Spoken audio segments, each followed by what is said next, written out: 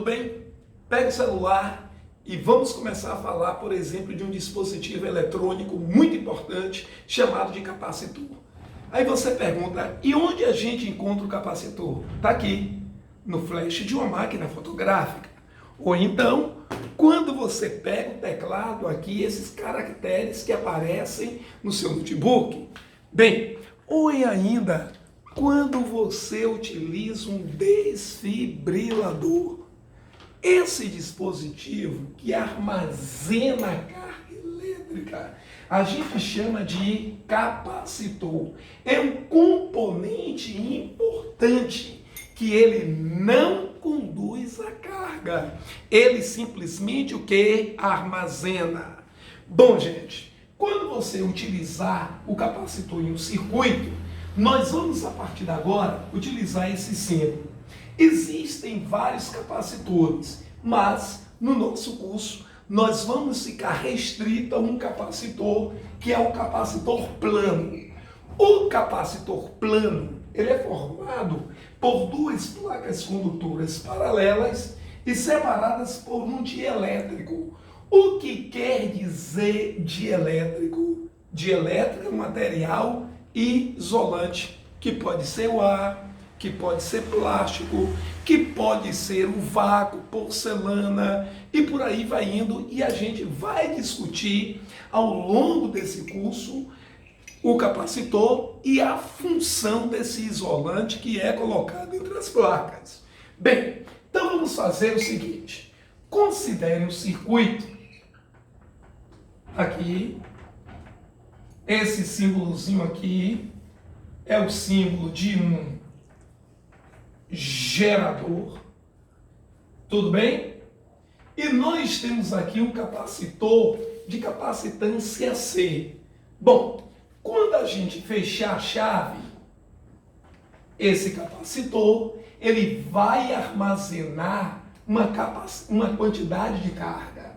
Então nós chamamos de capacitância, é justamente essa capacidade que esse dispositivo tem e armazenar uma quantidade de carga. Então, gente, essa quantidade de carga que fica armazenada em um capacitor por uma certa DDP, C igual a Q sobre U, nós vamos chamar isso de capacitância. Bem, e esta capacitância ela apresenta uma unidade no sistema internacional, que é aqui, coulomb por volt, e nós vamos chamar isso aqui de Faraday. Embora escreva dessa maneira, mas a unidade é em homenagem ao próprio Faraday. Bom, então voltando aqui. Então a capacidade dele de armazenar carga, a gente chama de capacitância. Bom, agora, como que o capacitor armazena essa carga elétrica? É bem simples. Nós temos aqui o capacitor representado por essas duas placas, que são duas placas condutoras. Tudo bem? Essas duas placas, elas estão ligadas às terminais de uma bateria. Eu vou chamar, por exemplo, isso daqui potencial A, e esse outro potencial negativo, potencial B. Aí quando a gente fechar a chave, olha o que é que vai acontecer. Repare bem. Se essas duas placas são condutoras, o material condutor sólido é caracterizado por apresentar uma grande quantidade de elétrons livres. Bom, no momento que a gente fechar essa chave, o que é que vai ocorrer? Aqui é o polo positivo. Elétrons da placa esquerda do capacitor, eles são deslocados em relação ao polo positivo da bateria. Então, a primeira coisa, olha, elétrons saem da placa esquerda do capacitor e vão para o polo positivo da bateria. Gente, agora olha o que é interessante. Já que os elétrons estão saindo daqui, essa placa esquerda está perdendo elétrons. Se ele está perdendo elétrons, significa dizer que essa placa está ficando eletrizada positivamente. Então, os elétrons saem daqui em direção ao polo positivo. Então, a placa esquerda, ela vai ficar eletrizada positivamente. Mas aí é que está. Você pode perguntar, até quando esses elétrons saem da placa e vão em direção ao polo positivo? Vejam bem. Você está notando pelo desenho que isso aqui é uma corrente elétrica.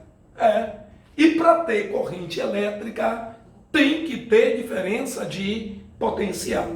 O que significa dizer que os elétrons vão sair daqui, da placa esquerda do capacitor, como nós chamamos, até o polo positivo, enquanto existir entre a placa e o polo positivo uma diferença de potencial. Ora, qual é a tendência?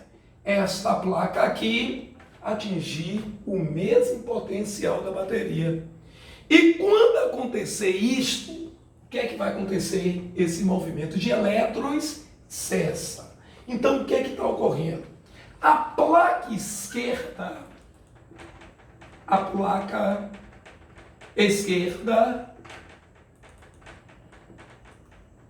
vai atingir uma carga mesmo assim, que é mais N vezes E.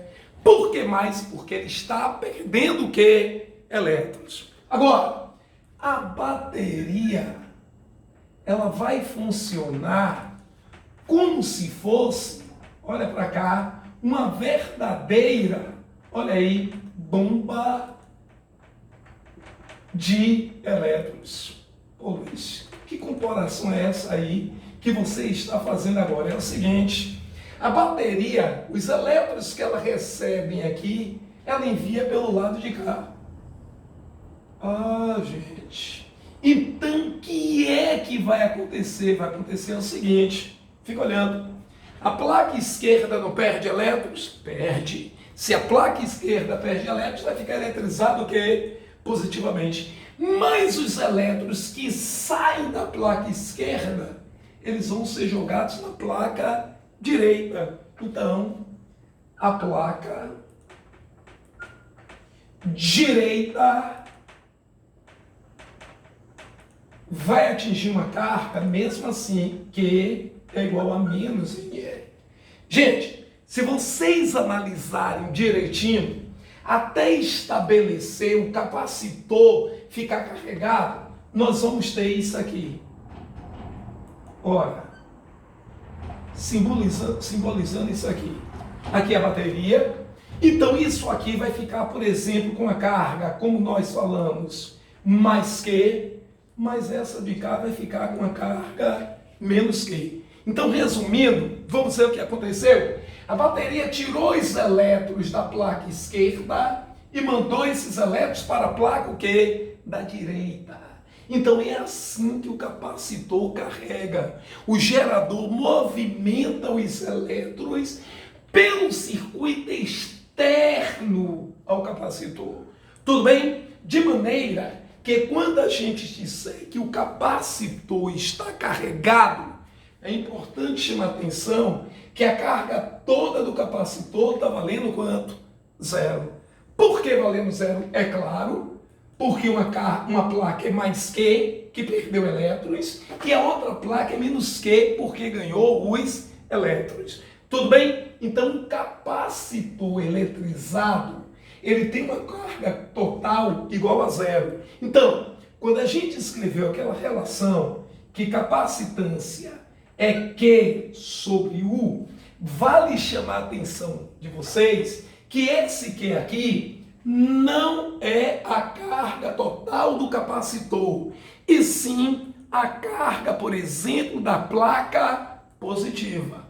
Pode ser também o módulo da carga da placa o quê? Negativa. Então esse que aparece aqui, fica olhando, é a carga, olhe bem, da placa positiva do capacitor, ou o módulo da carga de uma das placas do capacitor. Ok, gente? Fica com Deus.